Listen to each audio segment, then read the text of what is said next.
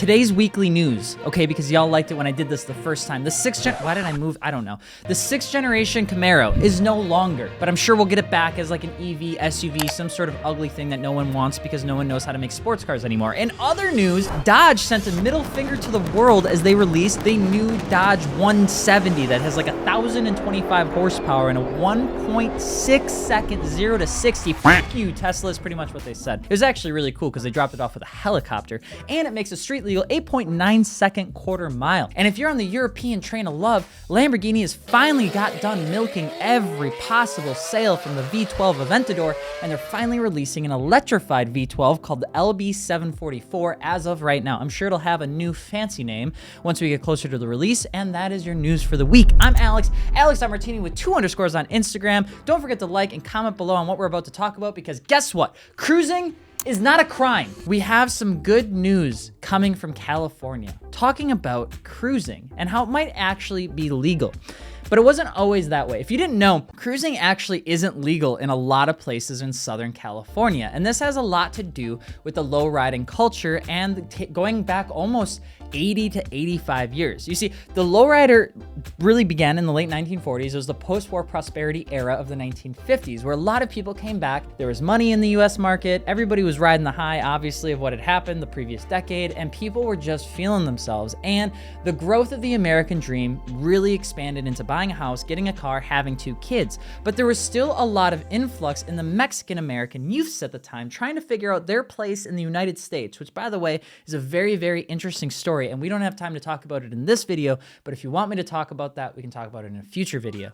So really what ended up happening is for people to enjoy this post-war prosperity in their own way, a lot of the Mexican-American culture at the time, specifically in Southern California, began modifying their vehicles. And what they ended up doing is they would cut the springs, they put it on lower blocks, and they'd ride around just at a super slow speed. And essentially, it was just kind of a way of expressing themselves. Now, over time, this actually got very, very popular. So much so that it resulted in a lot of backlash. There was a section law that was put in place called the 24008. It was a California vehicle code that was placed in 1958, which made it illegal to operate any car modified so that any part lower than the bottom of its wheel rims couldn't be on the roads. And now this was the first time California stepped forward to really say, we don't want you on the roads, stop going on the roads with your lowriders. Now, lowriding became super popular in the 50s and 60s. And most importantly, I would even argue as we get into the 70s, because as the EPA started to restrict the amount of things you could do with the vehicle because they made all American vehicles insanely slow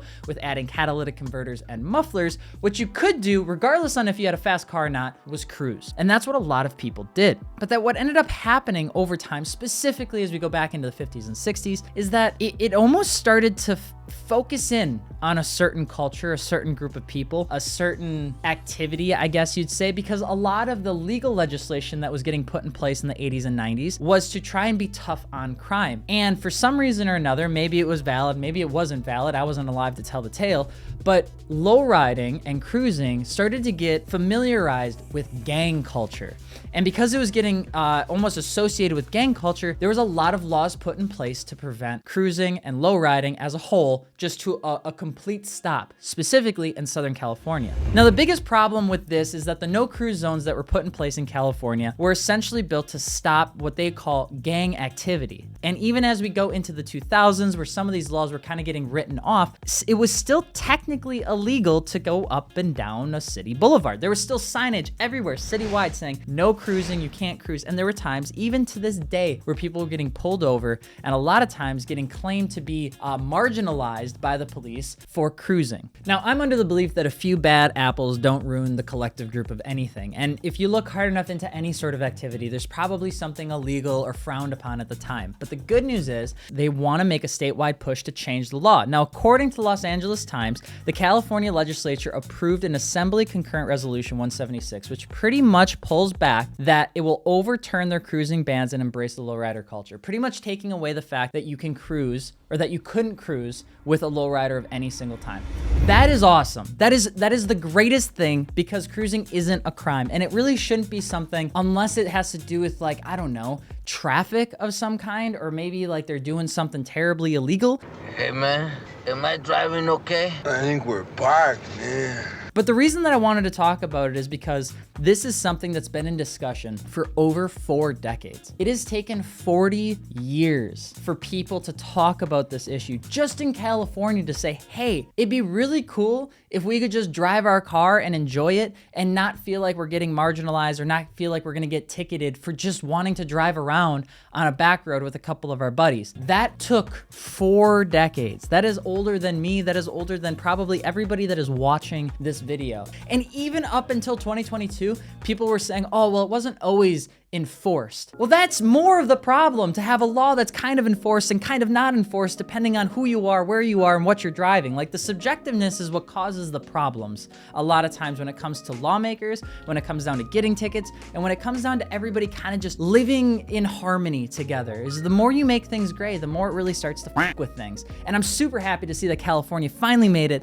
so that it's not a crime to go cruise. And I've always had a very strong opinion that the lowriding culture in Southern California is one of the pinnacle reasons that we have the automotive community that we do today. And so to see this is awesome news, but it goes into a greater discussion for people like you and people like me to say, you know, when you are modifying your car, and as you get more into the automotive scene, try to pay attention to these things, because it is one thing to enjoy the culture, and it is one thing to enjoy modifying your car, but if you don't know what's going on around you and the things that are either getting made legal or illegal, you know, a lot of times you're gonna wake up one day and what you love to enjoy and what you love to do will no longer be legal. And you're gonna be like, ah, shit, well, I have to go change that. And it's gonna take 4 decades like this one did. But let me know your thoughts. Am I overreaching? Am I overreacting? And should you just be my sunshine? You let me know in the comment section below. I'm Alex, AlexMartini with 2 underscores on Instagram. Thank you so much for watching. And we are on March Martini Madness. We've been posting every single day. So a like and a comment would mean the world.